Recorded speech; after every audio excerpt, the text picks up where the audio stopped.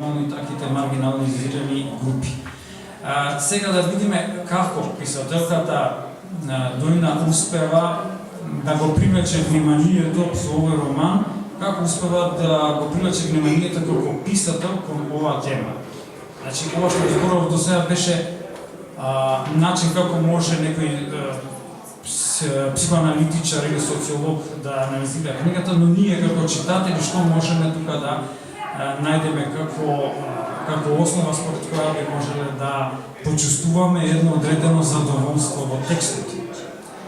Значи, ние како читатели треба сепак, бидејќи се работи за роман, да најдеме како можеме да добиеме задоволство во текстот кога содржината на текстот е таква грозничава и болничава.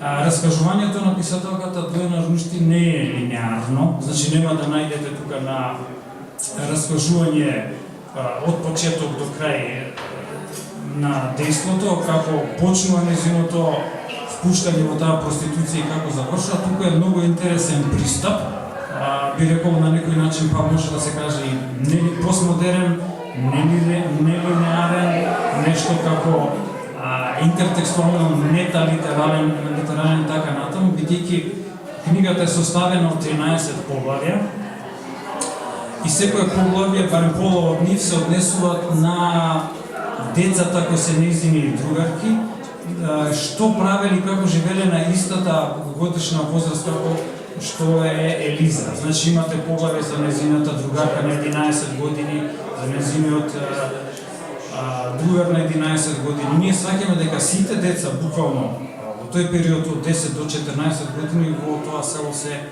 на некој начин девијантни личности, голем број од нив се и педофили и сексуално искористени не само од меѓу себе, туку и од постарите луѓе и така натаму. Начинот на кој што е предаден наративот, во кој што е предаден овој целиот текст тече многу добро, е во согласно со начинот на кој денес еден современ човек размислува. Со оглед на тоа дека ние сме многу е важно за еден писател да го долови кога пишува роман, да го долови начинот на современото размислување. А начинот на современото размислување е тако што е подложно на преголем број на информации. Нашиот мозок, значи, денес е поспособен од пред 100 години да прими или од пред 50 да прими многу поголем број на информации.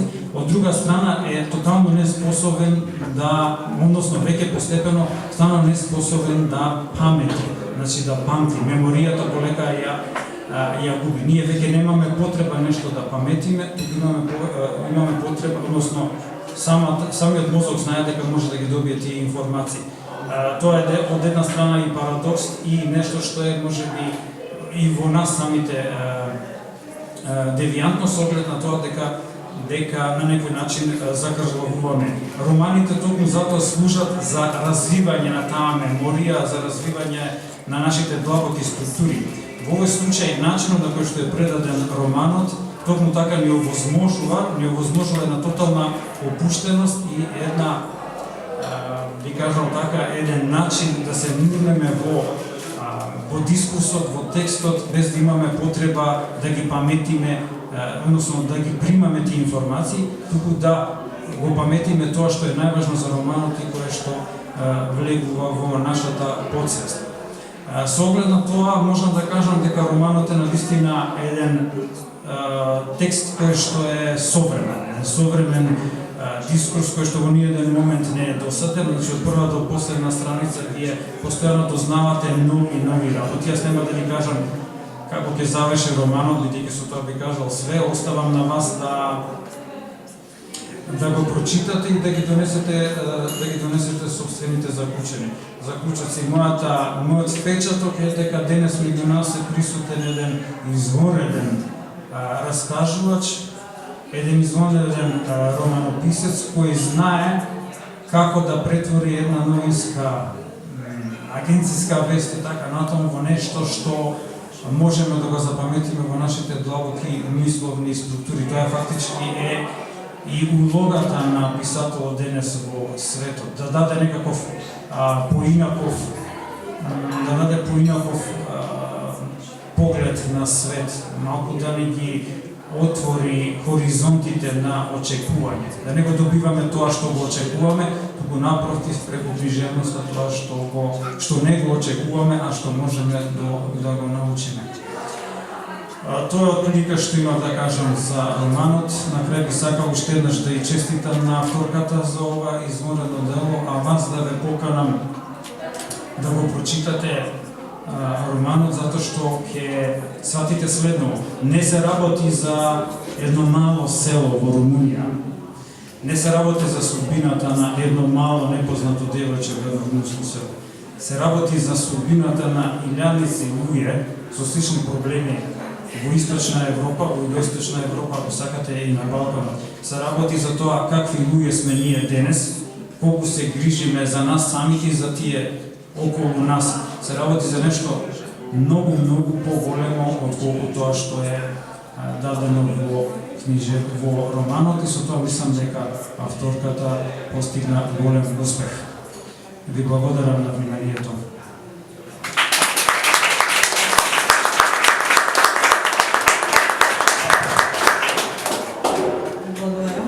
Сега предлагам да слушнеме неколку страници на романски јазик, а потоа истите да ги слушнеме и на македонски јазик.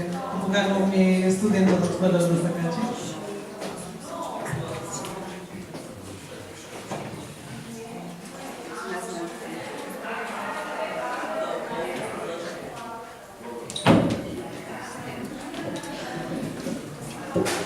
Izolda își arătă dinții o secundă și acoperi imediat gura comună, care părea importată din Africa. Ce domnișoară, ce e de râs? Izolda lăsă capul în jos. Îi promisese Goarnei să nu facă gând, să o lasă dracu în pace pe sanitară. Și chiar se dădu un pas în spate, lăsând-o pe prietena ei să vorbească. Uitați, tanti, sanitara. Ce tanti, ce sanitara? Așa vorbești tu cu mine? Nenorocita dracului. De-aia am învățat atâția ani ca să mă trag de șiretul cu toate vagabondele. Goarna rămase cu gura căscată, dar se vedea că e mai mult amuzată decât jignită. După un timp întrebă pe cel mai de jos ton al vocii sonore. Dar cum? Cum ce? Sunt rută cu tine cumva? Am învățat și o carte. Păi știi ce înseamnă să ai studii superioare? Că sanitarea se ambală povestind cât de greu își obținut să ia diploma, cele două fete se uitară la ea, gândindu-se cam la aceleași lucruri. Sanitara semăna bine cu o prezentatoare TV și pentru că știa și ea, se îmbrăca ostentativ ca și prezentatoarea, cu tot felul de hăinuțe înzorzonate, cu guleraje și poliere ori roșie din plastic vopsit, iar uneori răsucea vocalele ca și ea, privindu-l drept în ochi pe posibilul telespectator și reprezint cuvintele ca și cum ar fi fost gata să-l ia la bătaie. Și bineînțeles, își petrecea fiecare noapte cu bigudiurile în păr ca să-și umfle ca pe perucă și atent și tăiat drept la nivelul umerilor. Sunt asistentă medicală. Să-mi spuneți doamna asistentă. Sau măcar doamna Cătălină. Nici într-un caz, tanti. Tanti să-i zici tu lumata. Oana prinse repede ideea și cum oposise să stea în picioare, ridică tonul. Uitați care-i treaba. Fata asta are niște bube. Vreți să-i dați o rețetă ori ceva? Avem ne ducem în Mihăilești. Sanitarea se domoli ca prin farmec și întrebă fără intonații. Dar ce are? Uitați-vă, are bubele astea la gură și jos la... Izolda împinse limba în cursul gurii ca să se vadă mai bine eczema ca o hartă conturată de o spumă fină. Apoi, într-o mișcare, își trase și șortul. Sanitara se uită la sculca decorată cu câteva fire de păr negru. Nu se vedea nimic. Te mănâncă? Întrebă ea. Lizonca își umezi buzele oboșite și roșii, apoi răspunse din fundul unei grote. Nu mă... Sanitara se îndreptă în scaun și își așeză părul drept după urechea roșie. Era indignată la gândul că fetele astea vagabondează fără rușine, deși nici măcar nu le-a dat bine părul cu biană. Auzise că Lizonca nota pe la greblă și cine știe pe unde, ce putea să facă acolo. De ce ar băga în casă cineva? Ți-ai început activitatea sexuală? Adică ai început să umbli pe la bărbați? Ce te doare pe tine să răstii cu vocea ei de cavou, aruncând totodată bărbia spre sanitară, ca și cum ar fi vrut să o amenințe? Păi are. S-ar putea să fie vreo boală venerică. Fetele se uitau una la alta și se domoliră copleșite de sonoritatea cuvintelor care ieșiseră pe gura sanitare ca o mașină de lux. Aia e, prinse momentul sanitar. Nu poți să te dăvălești cu oricine și oricând. Sunt tot felul de boli care te mănâncă pe dinăuntru. Nici nu se știe, niciodată întins copita. Poți să iei blenorragie, gonoree, tot felul de ciupeci, infecții, sifilis, ca să nu mai vorbim de sida, pe care o iei și ai și numit. Nu există dacă. Lizoanca avea sentimentul precis că femeia minte, iar Goarna luase o figură meditativă. Apoi tot ea trecut la acțiune. Păi și cum aflăm dacă avem bolile astea? Facem analize.